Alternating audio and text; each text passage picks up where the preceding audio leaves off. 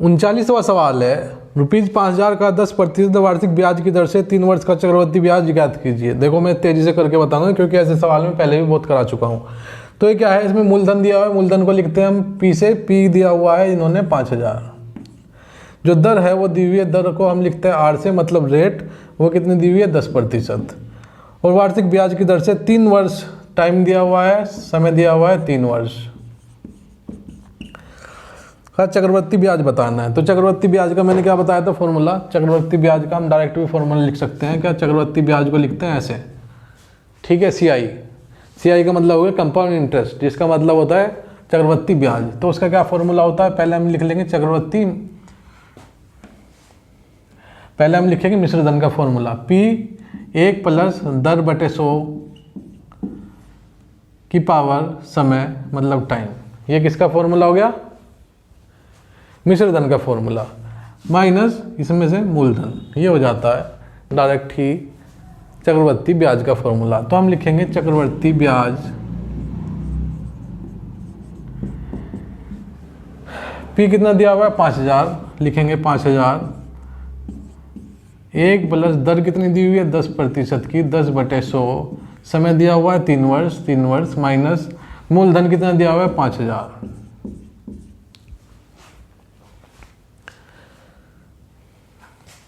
तो अब हम इसे करेंगे तो 5,000 यह आ जाएगा 100 एकम 100 प्लस 10 110 बटे 100 की पावर 3, मैं पहले ही काट ले रहा हूँ 0, उससे कोई फर्क नहीं पड़ता, माइनस 5,000। इसे सॉल्व करेंगे तो ये हो गया 5,000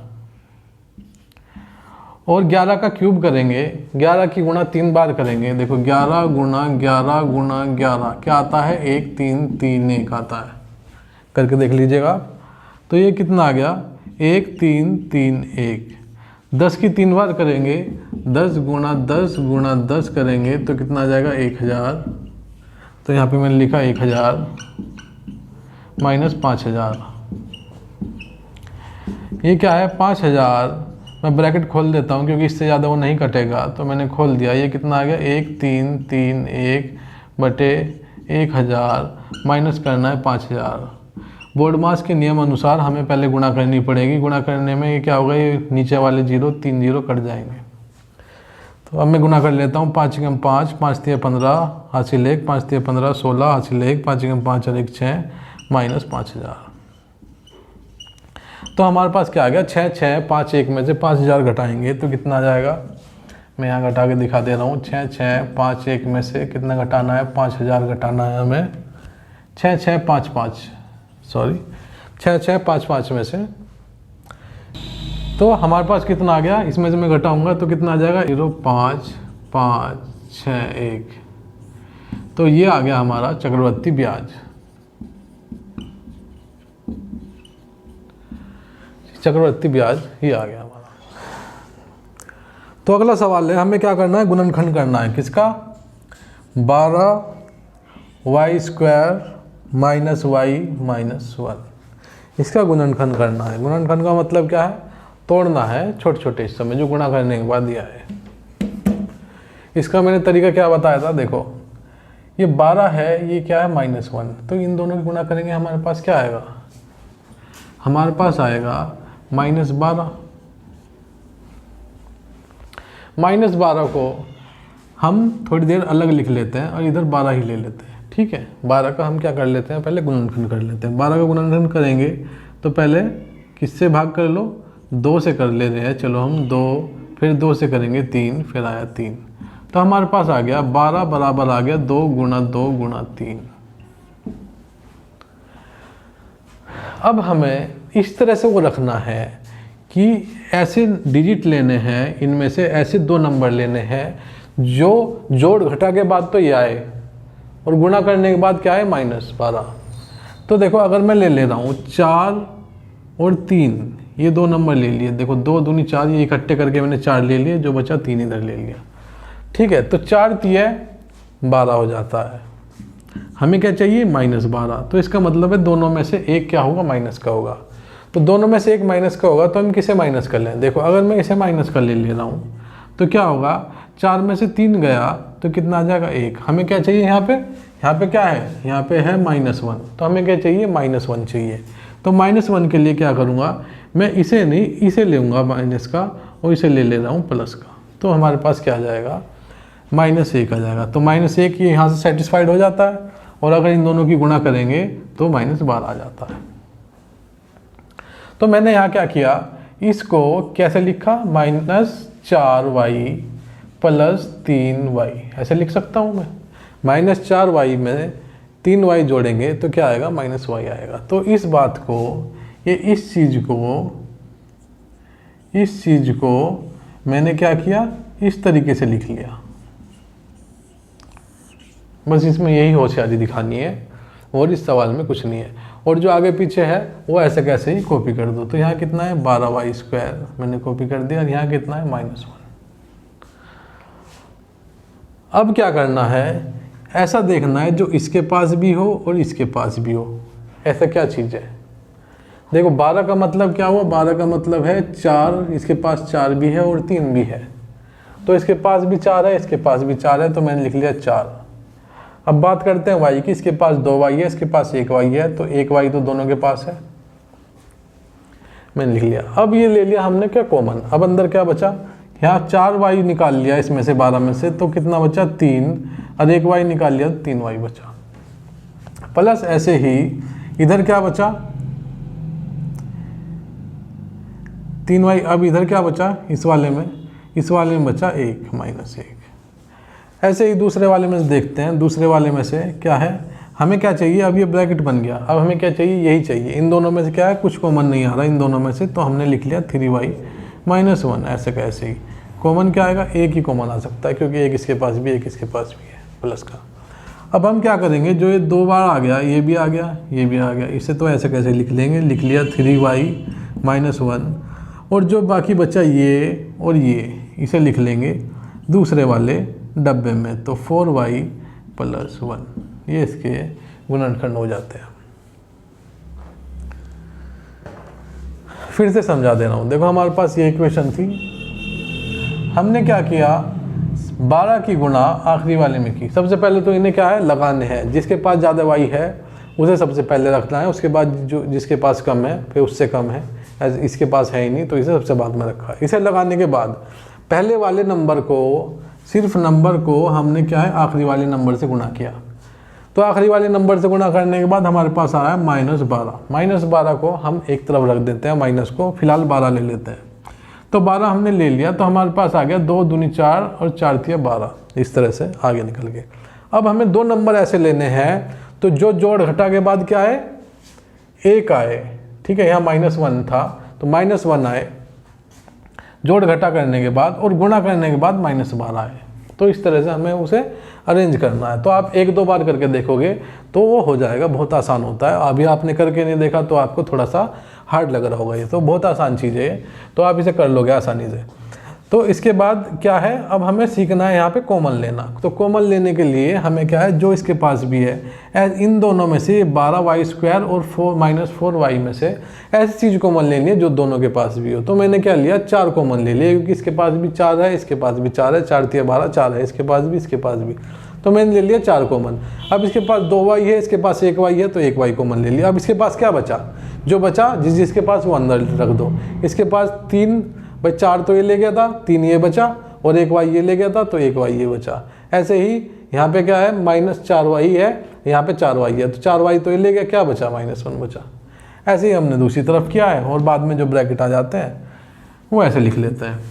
41वां सवाल है, 5000 के कर्ज का पर रामू 2 वर्ष बाद 640 साधारण ब्याज देता है, तो ब्याज का दर प्रतिशत कितना होगा। देखो, अगर वो इसमें लिखा हुआ है साधारण ब्याज, ठीक है, साधारण ब्याज। अगर किसी सवाल में कोई ऐसा सवाल आ जाता है जिसमें ब्याज के बारे में नहीं दिया हुआ कि वो चक्रवर्ती ब्याज है, या वो चक्रवर्ती ब्याज का सवाल है, या फिर साधारण ब्याज का सवाल है, तो हम क्या करेंगे, वहाँ पे साधारण ब्याज का ही मान के चलेंगे। अगर वो स्पेसिफाई करता है सवाल में कि ये चक्रवर्ती ब्याज है या चक्रवर्ती मूलधन है, तो फिर हम वो चक्रवर्ती के हिसाब से करेंगे। तो यहाँ पे तो दिया हुआ है, तो यहाँ पे कोई कन्फ्यूज़न नहीं है। यहाँ पे दिया हुआ है क्या, साधारण ब्याज। तो साधारण ब्याज का क्या फॉर्मूला होता है, मैंने बताया था PRT होता है, बताया था PRT बटे 100 होता है साधारण ब्याज का। इसमें से P क्या हो जाता है, वही चक्रवृद्धि ब्याज वाला अपना मूलधन, R क्या हो जाता है, दर, रेट, और T क्या हो जाता है, समय। तो ये सबसे आसान पड़ जाता है सवाल। तो उसमें क्या दिया हुआ है, देखो मैं बता दे रहा हूँ आपको। इसमें दिया हुआ है 640, क्या दिया हुआ, एक सेकेंड, तो 41वां सवाल है, उन्होंने क्या दिया हुआ है, P दिया हुआ है उन्होंने 5000, ठीक है, जो उसने कर्ज लिया था, और समय दिया हुआ है उसने 2 वर्ष का, और उसने जो ब्याज दिया हुआ है, ब्याज को मैं लिखूंगा I से, वो कितना आया था 640, ये हमारे पास है। तो हमें क्या बताना है, दर प्रतिशत बतानी है, मतलब कि दर बतानी है कितनी है, तो हमें R बताना है। तो I की जगह लिखेंगे क्या है, जो भी ब्याज है उसका 640 जो ब्याज हुआ था, मूलधन कितना है 5000, तो 5000 लिख लिया, दर कितना है वो हमें बतानी है, तो हम इसे ऐसे कैसे लिख लेंगे, समय हमारे पास कितना है 2 साल का, तो 2 लिख लिया बटे 100।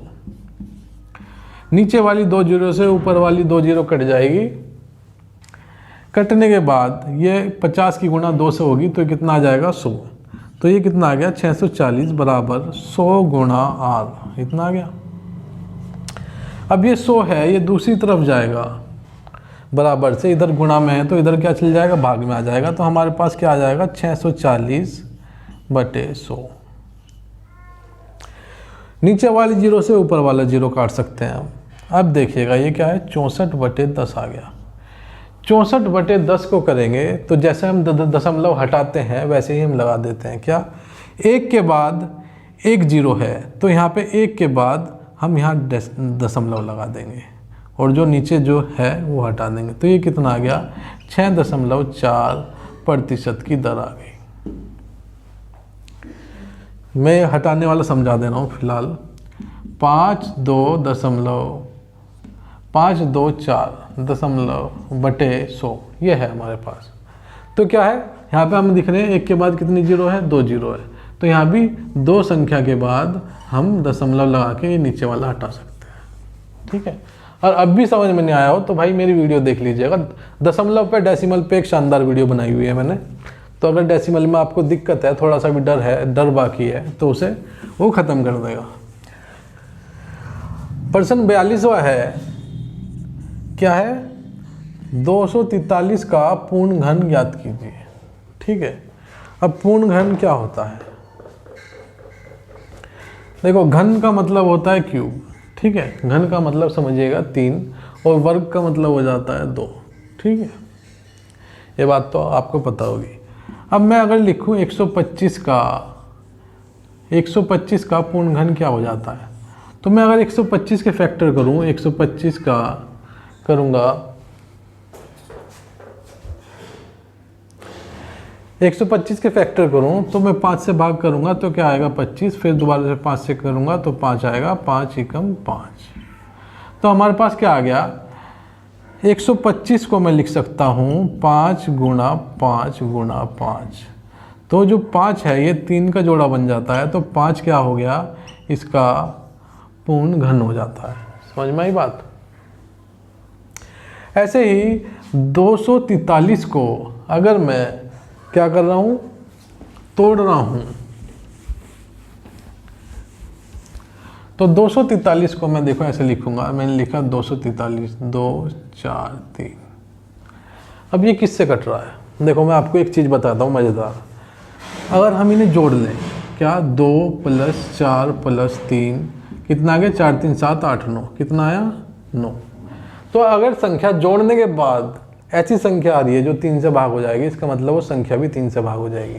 तो मैं इसे 3 से भाग कर सकता हूँ, मुझे पता चल गया। 3 8 24 और फिर 3 एकम 3, फिर 3 से भाग करूँगा, 3 दूनी 6, 3 7 21, 3 से भाग करूँगा तो 3 निम 27, 3 3 3 1।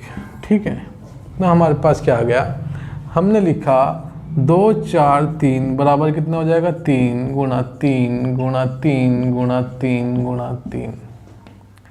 ठीक है, अब देखो इसे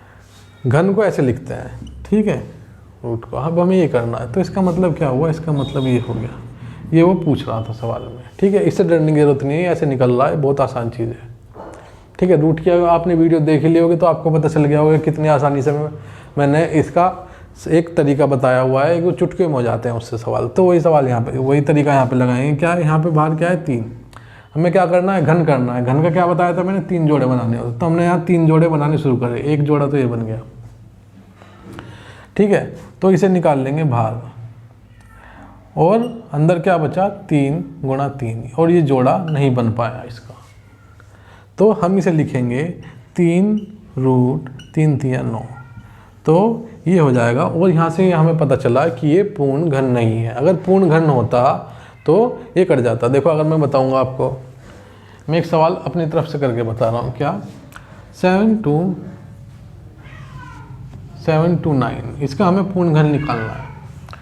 पूर्ण घन निकालने के लिए हमने क्या किया, इसे क्या किया, पहले तो 7 to 9 को हमने किया 3 से करता हूँ मैं, 2 से नहीं कटेगा, 3 दूनी 6, 3 चौक 12, 3 3 9, फिर 3 से करा 3 8, 3 एकम 3 से करा 3 दूनी 6 7, 3 से करा 9, 3 से करा 3, फिर 3 से भाग किया, फिर ये भाग कर करके ऐसा आ गया। तो हमने क्या लिखा, ये हो गया 2 9, तो ये लिखा मैंने 3 गुणा 3 गुणा 3 गुणा 3 गुणा 3 गुणा 3, यही तो आया। 3 गुणा 2 3 4 5 6, 1 2 3 4 5 6 बार हमने लिख लिए। अब हमें क्या करना है, ये है घन, तो हमें क्या किया, 3 के जोड़े बनाएंगे। ये 3 बन गया, ये 3 बन गया। जो 3 बन गया है, एक बार बन गया तो एक बार बाहर लिख लो, ये एक और बार बना तो ये भी बाहर लिख लो। तो ये कितना आ गया, इसका मतलब क्या हुआ, अगर हम घन करेंगे इसका 2 9 का, तो ये कितना आ जाएगा, 3 3 9, मतलब 9 आ जाता है। तो ये क्या हो जाएगा, पूर्ण घन हो जाएगा। लेकिन यहाँ पे 9 नहीं आया, मतलब इस तरह का पूरी संख्या नहीं आई, क्या है, रूट में आ गई, तो ये क्या है, पूर्ण घन नहीं है। देखो 7 to 9 का मैंने बताया, ये अगला सवाल है ऑलरेडी जो मैंने बताया, ये 43वां सवाल है, ठीक है, ये मैं बता चुका हूँ।